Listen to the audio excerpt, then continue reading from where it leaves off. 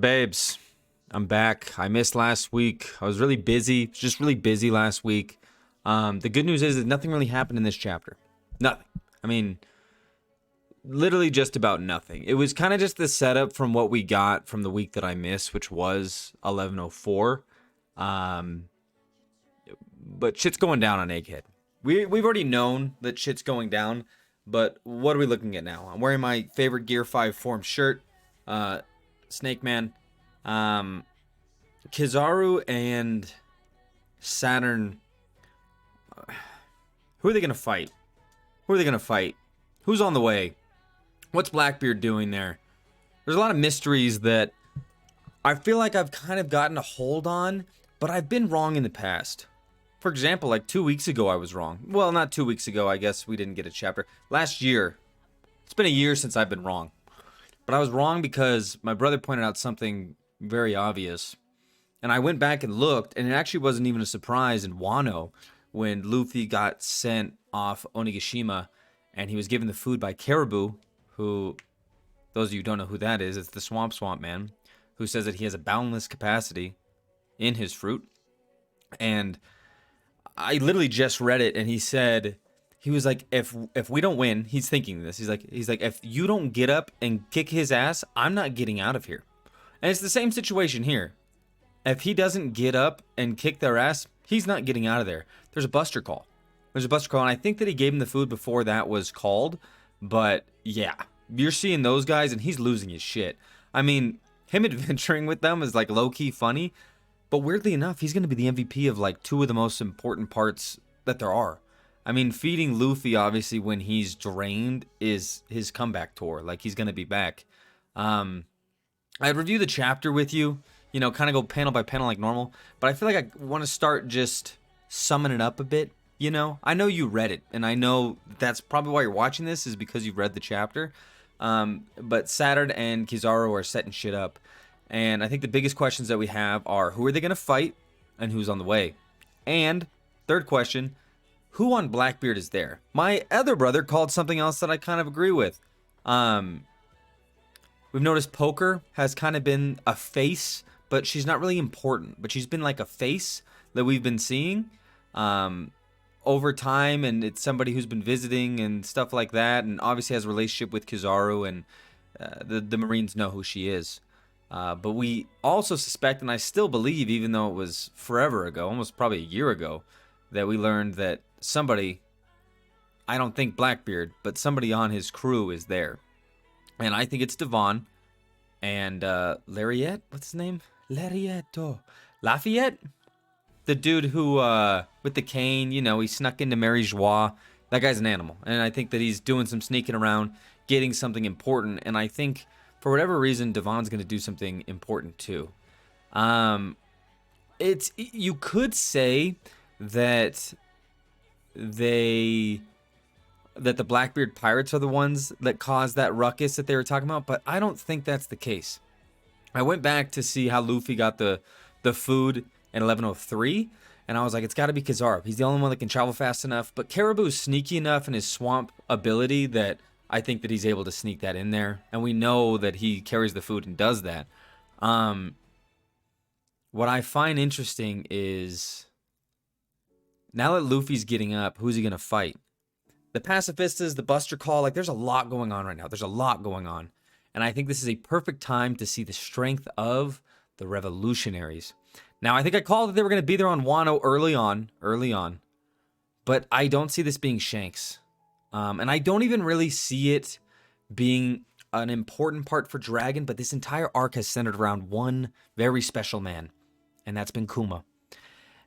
And I believe that all of his loved ones to be here before he passes is just the chef's kiss to the end of this arc. Not only that, but we introduce two entities, Saturn and Dragon, that are on their own level. That we assume is like a Shanks level, a Mihawk level. That we assume is kind of that new upper echelon. That Emperor is no longer a thing. That Admiral, even after this, might no longer be a thing.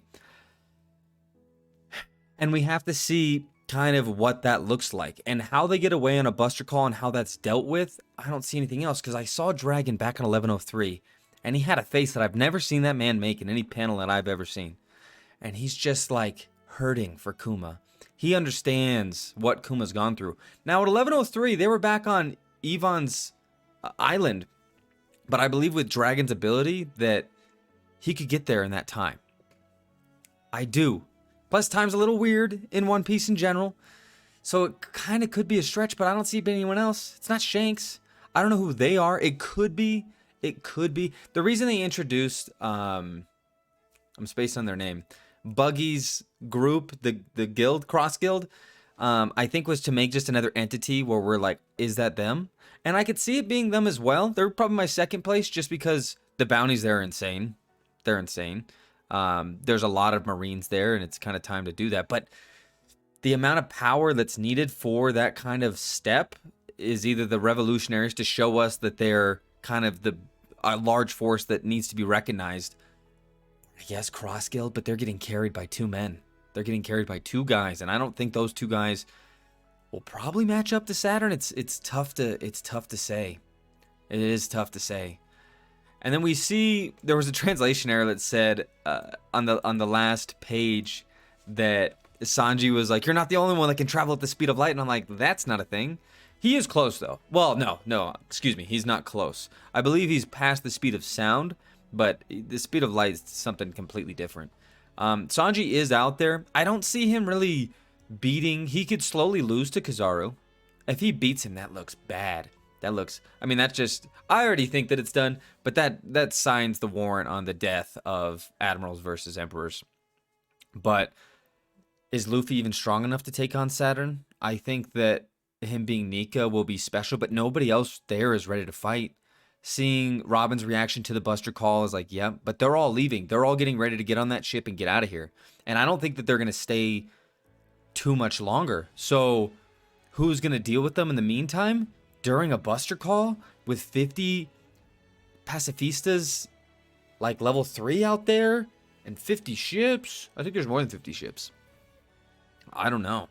I mean, whoever they are clearly important, and I think the revolutionaries might be able to do that. They just got back. I mean, they got their top fighters, but even then, like, it doesn't seem like anyone can really match up to this. But I think they might understand now at this point that Dragon's suspicions might have been solved because Sabo told him, okay, this is what these fuckers are doing up there. And he's like, oh my god, it's time for Nika. And their information has to be crazy. So I'm betting it's the revolutionaries. Like I said, I've been wrong before, but I think it's got to be them. Luffy's going to stand up, and we're going to see who they are very soon, just because I don't think that these matchups are matching up too well.